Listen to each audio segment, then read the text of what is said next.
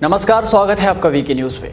Asia के सबसे अमीर शख्सों में से एक जैक मा, जिनकी कहानियां सुनकर कभी युवा प्रेरित होते थे, उनकी तरह बनने के ख्वाब देखते और सोचते थे कि काश कभी हम भी इतने अमीर होते।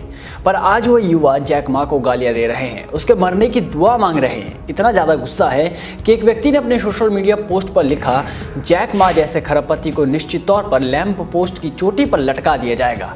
और इस बात पर करीब 1.5 लाख लोगों के लाइक्स मिले। वीचैट पर इसे 1 लाख से ज़्यादा बार पढ़ा गया। सिर्फ जैक मा ही नहीं, बाकी के खरबपतियों पर भी युवाओं का गुस्सा फूट पड़ा है और इसमें चीनी सरकार भी पूरा साथ दे रही है।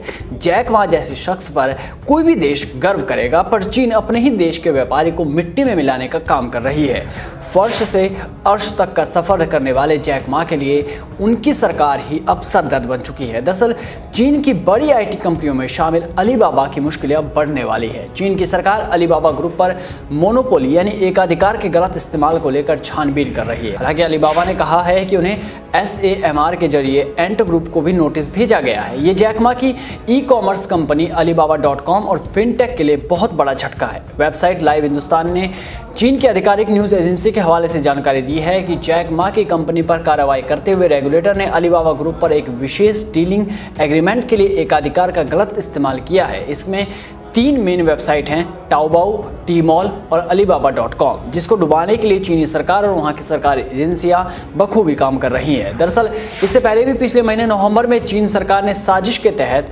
एंट ग्रुप के 37 अरब डॉलर के IPO को खारिज कर दिया था। इसके लिए पूरा का पूरा खेल रचा गया और इन नाटक में जैक मा की कंपनी को बहुत नुकसान हुआ। बता दें कि जैक मा की इस कंपनी के IPO को जबरदस्त प्रतिक्रिया मिली थी और ये दुनिया का सबसे बड़ा IPO था। लेकिन शंघाई और हांगकांग के मार्केट में शेयरों की लिस्टिंग से सिर्फ 2 दिन पहले चीन की सरकार ने IPO पर रोक लगा दी।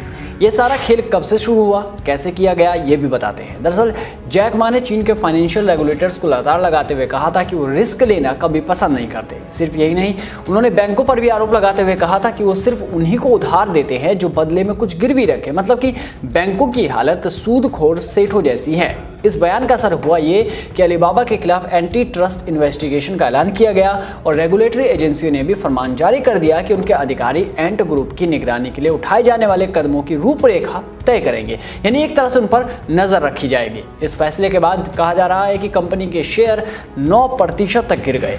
जैक मा के खिलाफ नाराजगी की वजह यह भी है कि देश में अब युवाओं को चिंता सताने लगी है। उन्हें लगता है कि वो कभी जैक मा या फिर किसी अन्य की तरह अमीर नहीं बन पाएंगे, उनसे अवसर छीने जा रहे हैं। युवा न सिर्फ अमीर लोगों बल्कि सरकार से भी नाराज है। एक रिपोर्ट के मुताबिक चीन में खरबपतियों की संख्या अमेरिका और भारत के कुल खरबपतियों के जोड़ से भी ज्यादा है। इसके बावजूद चीन में 60 करोड़ आबादी की मासिक आमदनी $150 या फिर इससे कम है। अब जिन युवकों ने जैक मा के एंट ग्रुप जैसी फिनटेक कंपनियों से लोन लिया है, उनका कर्ज भी अब तेजी से बढ़ रहा है। उन्हें अपने सपने टूटते हुए नजर आ रहे हैं। यही वजह है कि जो कभी जैक मा को पूछते थे, आज उसी के मरने की दुआ कर रहे हैं। इस रिपोर्ट में बस इतना ही। देश और दुनिया की तमाम बड़ी खबरों से जुड़े रहने के लिए बने रहिए वीके न्यूज़ के साथ। नमस्कार।